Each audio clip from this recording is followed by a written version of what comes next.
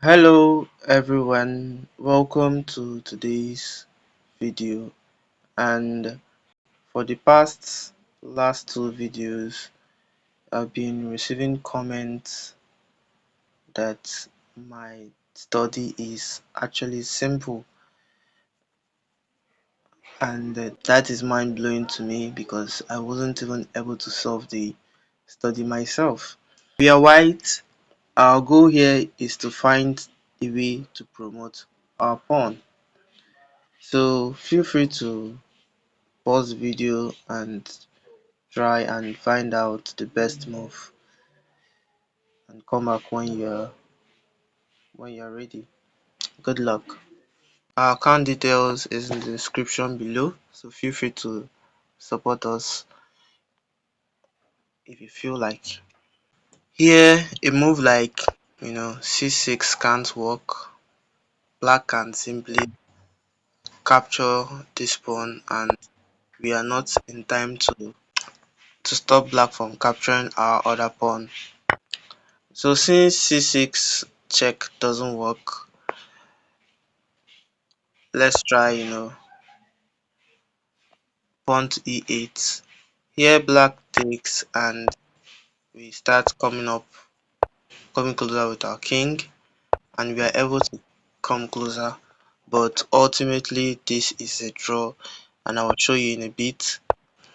This is actually the opposition, and if you don't understand opposition, you can do well to google it on YouTube. There are a lot of materials concerning the opposition.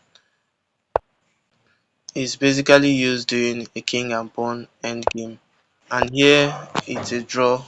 Black has no legal move. Going back, since c6 check and queen pawn to e8 didn't work, the most logical move is king to f6, protecting a pawn. And here if black should go after this pawn, I mean you have really nothing to worry about.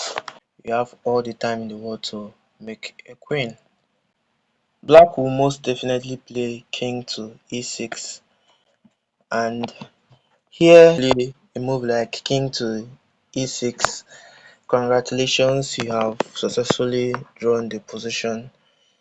Black has tricked you into a stalemate. Here, if you choose not to move the king and move the pawn, black has still tricked you into a stalemate, as the d7 square was the only legal square the black king could go to. So here we'll play king to e5. Black captures the pawn. Play king to d5, as congratulations, we have still walked into a draw. It ultimately leads to the previous stalemate I told you earlier, and this is stalemate. Here we push c6. If black plays king to d8, we follow him. If he goes to e8, the pawn is a passer, and if he goes to c8, we simply push c7, the only legal square for black, and we'll come up with our king and we make a queen. Going back, if after c6 black chooses not to play king to d8 but goes king to e8, it is very important that we do not rush with the move king to d6, as congratulations, this is still a stalemate. So we will make black's idea. If black goes here, this pawn is still a passer. Black will come closer to the pawn. We mimic his idea. The opposition, you can do well to check it on YouTube. There are a lot of materials there. And ultimately, we drive out black's king, and we sure do make a queen. Going back, if after king to e5, black doesn't capture the pawn but plays king to d7, push c6. Now, if black should capture c6, congratulations, we promote. And if he, goes after the e7 pawn, we come closer with our king Here, if he draws back, we will make him, and you know, this is winning for us. So black decides to add a little bit of trick and goes to e8. Here, if we rush to d6, he successfully folds us, and this is a stalemate. So here we make black's idea, and ultimately we drive out the king, and this, dear friends, is how we can promote our pawn.